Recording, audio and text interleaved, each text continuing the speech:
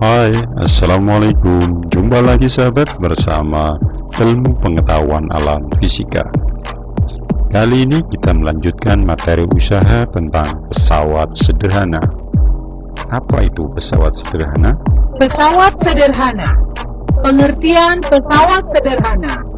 Tahukah kamu apa yang dimaksud dengan pesawat sederhana? Untuk memudahkan usaha, manusia menggunakan pesawat. Pesawat sederhana adalah susunan benda-benda sederhana yang digunakan untuk memindahkan benda, mengurangi gaya, atau melakukan usaha.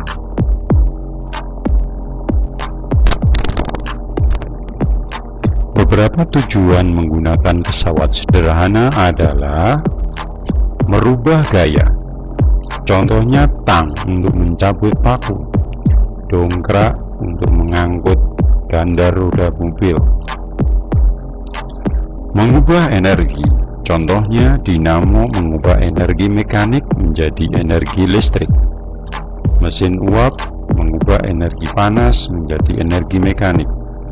Turbin dan generator mengubah energi gerak menjadi energi listrik. Memperbesar kecepatan, contohnya kecepatan sepeda dapat diperbesar dengan memperbesar kayuhan. Merubah arah, contohnya menaikkan bendera dengan katrol dan tali. Tuas atau pengungkit. Perhatikanlah animasi di bawah ini. Dengan bantuan tuas atau pengungkit, beban yang berat dapat diangkat sedikit demi sedikit dan dapat dipindahkan dengan gaya lebih kecil dari berat beban. Dengan bantuan tuas atau pengungkit, beban yang berat dapat diangkat sedikit demi sedikit dan dapat dipindahkan dengan gaya lebih kecil dari berat beban.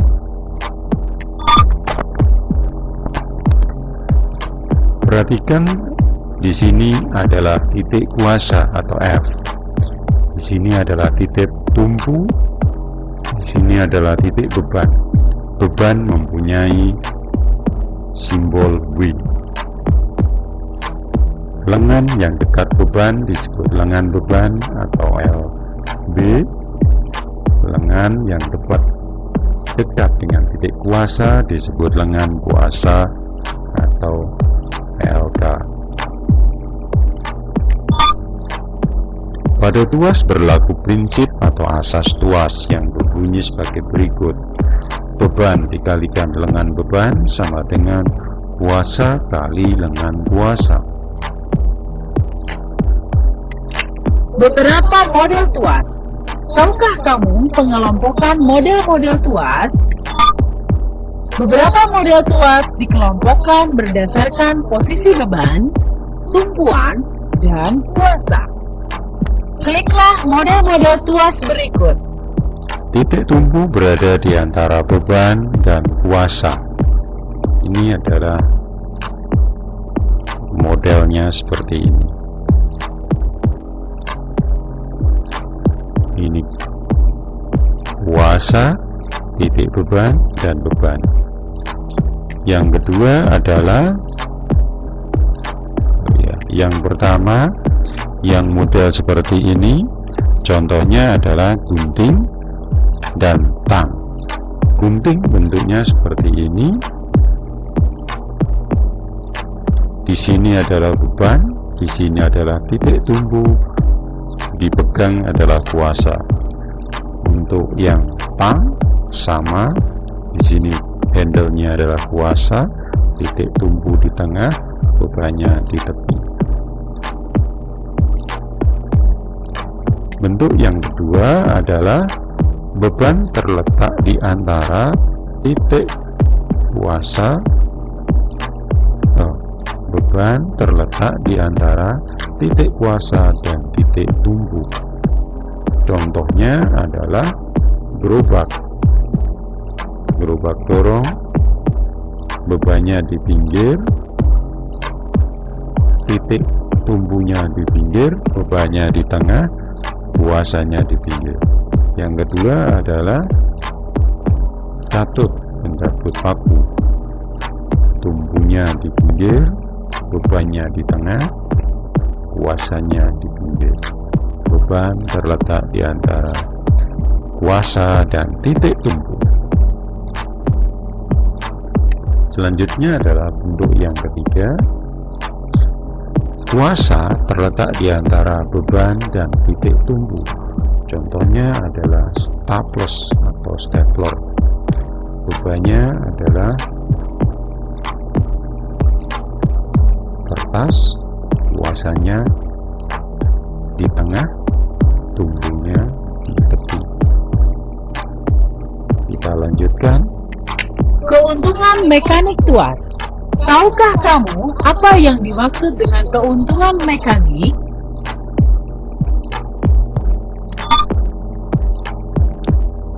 Keuntungan mekanik tuas atau KM adalah nilai perbandingan antara beban W yang diangkat dengan kuasa F yang dibutuhkan untuk menggerakkan. Secara matematis ditulis KM sama dengan W per F. Persamaan di atas sebanding dengan keuntungan mekanis lengan kuasa per lengan beban, sehingga dituliskan W per F sama dengan LK per LB, sehingga gaya yang diperoleh adalah W kali LB per LK. Contoh, panjang AB mengungkit 2 meter. Jika panjang lengan beban 40 cm dan berat batu 100 Newton, hitunglah keuntungan mekanik dan gaya yang diperlukan untuk mengungkit batu tersebut. Diketahui lengan AB 200 cm, lengan beban 40 cm, lengan kuasa berarti 200 dikurangi 40 cm sama dengan 160 cm. Berat beban 100 Newton. Pertanyaan A adalah keuntungan mekanisnya, yang B gaya yang dibutuhkan. Selanjutnya, untuk pertanyaan A langsung adalah LK per LB 160 per 40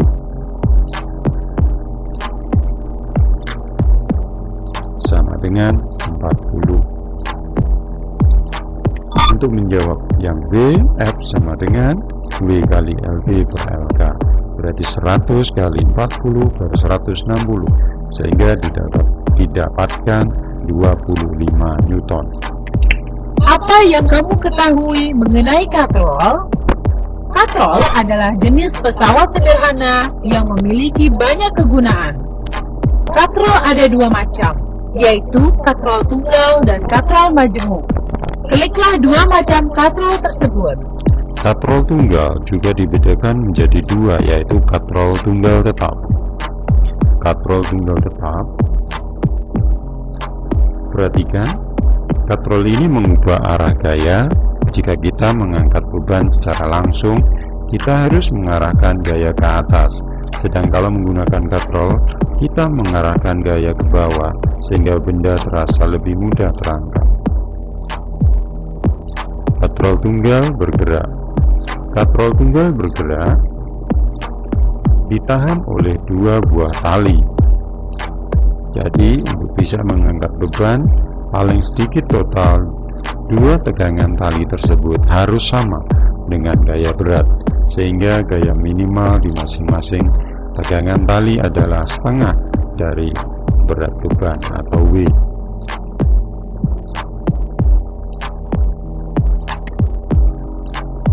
Katrol tunggal bergerak, gaya minimal di masing-masing tegangan tali adalah 0,5 W. Maka gaya minimal yang diperlukan orang untuk mengangkat beban adalah sama dengan tegangan tali, yaitu setengah W, sehingga keuntungan mekanisnya adalah 1 dibagi 0,5 sama dengan 2.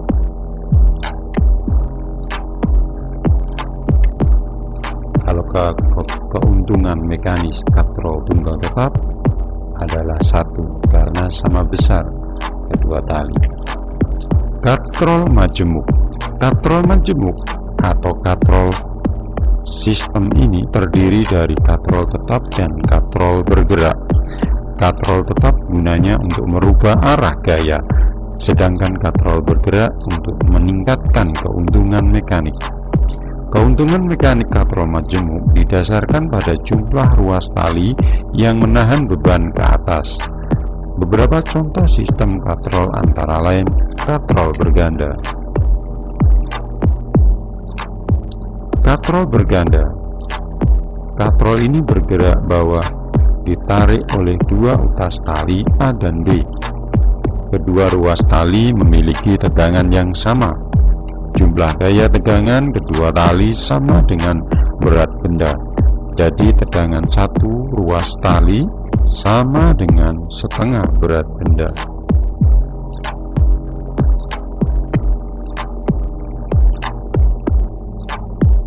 Karena tegangan satu ruas tali sama dengan setengah berat benda, maka gaya tegang tali yang dirasakan penarik sama dengan setengah berat benda. Keuntungan mekanis katrol ini adalah 2.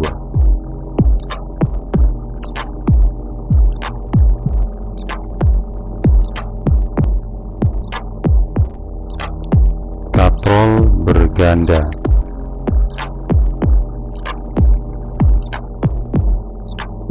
Katrol blok berganda. Blok katrol berganda disusun oleh beberapa katrol dalam satu poros. Katrol jenis ini biasa digunakan untuk mengangkat beban yang sangat berat.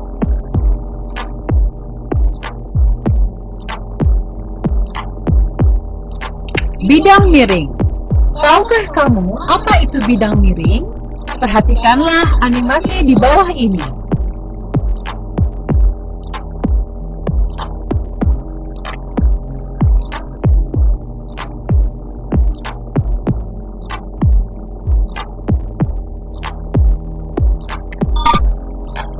Memindahkan barang dengan bantuan bidang miring. Keuntungan mekanis bidang miring adalah perbandingan panjang bidang miring dengan tinggi bidang miring, atau KM sama dengan L per H, atau ada juga yang menggunakan huruf S. Contoh soal, sebuah peti yang beratnya 12.000 atau 1200 Newton akan didorong melalui bidang miring sepanjang 15 meter dengan tinggi 2,5 meter. Hitunglah gaya yang dibutuhkan untuk mendorong peti. B. Keuntungan mekanis. Cara menjawabnya adalah usaha jika tanpa bidang miring adalah 12.200 kali 2,5 meter sama dengan 3000 Joule. Usaha dengan bidang miring sama dengan usaha tanpa bidang miring, 3000 Joule. Karena panjang bidang miring 15 meter, maka gayanya adalah W per S. 3000 dibagi 15 sama dengan 200 Newton.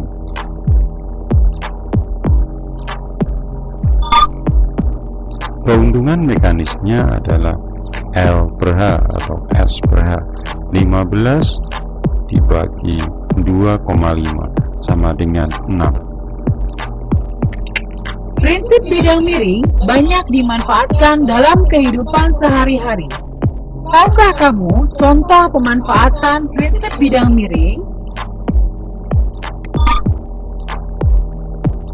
Jalan di sekitar gunung dibuat melingkar.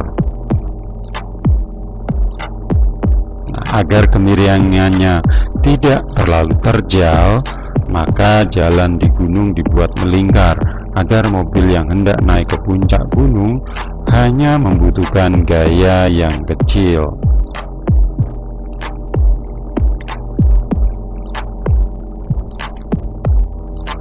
Untuk memudahkan membelah atau memotong sesuatu, pisau atau kapak memanfaatkan prinsip bidang miring.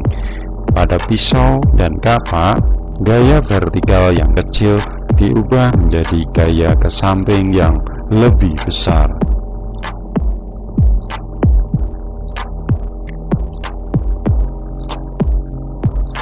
Skrup. Pada skrup, bidang miring berada pada pusat batang sehingga membentuk uliran. Dengan demikian, gaya memutar yang kecil bisa diubah menjadi gaya arah vertikal yang lebih besar.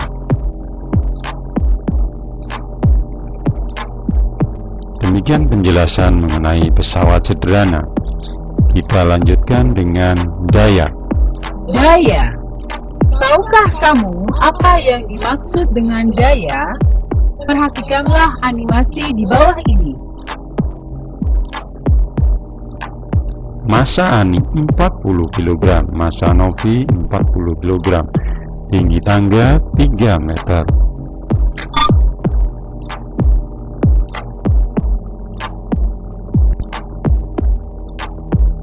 Waktu yang dibutuhkan 10 sekon. Waktu yang dibutuhkan 5 sekon. Kesimpulannya, waktu yang dibutuhkan Ani untuk menaiki tangga 5, Novi 10. Usaha yang dilakukan Ani berarti MGA didapatkan 1200 Joule. Usaha Novi juga sama, 1200 Joule. Jadi usaha yang dilakukan Ani dan Novi adalah sama, walaupun waktu yang mereka tempuh dalam menaiki tangga berbeda. Dengan demikian, usaha saja tidak cukup untuk memberikan informasi mengenai perpindahan benda. Untuk melakukan usaha untuk membedakan waktu yang diperlukan benda dalam melakukan usaha yang sama besar, perlu didefinisikan besaran fisika yang disebut daya. Besaran ini mengukur seberapa cepat benda melakukan usaha. Daya adalah usaha yang dilakukan benda tiap satuan waktu, sehingga dirumuskan daya sama dengan usaha yang dilakukan per waktu yang diperlukan. Secara matematis dapat dirumuskan sebagai berikut. P sama dengan W per T, di mana P sama dengan W sama dengan F kali S per T, sehingga didapatkan F kali V kali T per T. T nya dicoret, akhirnya tinggal F kali V. P adalah daya, F adalah gaya, dan V adalah kecepatan. Satuan yang biasa digunakan adalah 1 HP atau horsepower, 1 PK, yang besarnya sama dengan 746 watt. 1 kilowatt setara dengan 10 pangkat 3 watt. 1 kilowatt jam artinya 1000 watt kali 3600 detik atau 336 kali 10 pangkat 5 joule. 1 megawatt sama dengan 10 pangkat 6 watt atau 1000 kilowatt. 1 HP sama dengan 75 kilogram meter per sekon atau 0,5 gram watt. Perhatikan gambar ini. Gambar ini adalah lampu yang berdaya 60 watt. Sebuah bola 60 watt artinya energi listrik yang melakukan kerja 60 joule per sekon pada bola itu. Kerja ini menghasilkan energi panas dan cahaya. Contoh soal, sebuah pesawat dapat melakukan usaha sebesar 3000 joule dalam waktu 1 menit. Berapa besar daya yang dilakukan pesawat tersebut? W-nya 3000, T-nya 60 detik, 1 menit 60 detik. Maka dayanya adalah W per T, 3000 per 60 didapatkan 50 watt. Demikian penjelasan mengenai daya. Semoga bermanfaat untuk kita semuanya. Saya akhiri. Wassalamualaikum warahmatullahi wabarakatuh.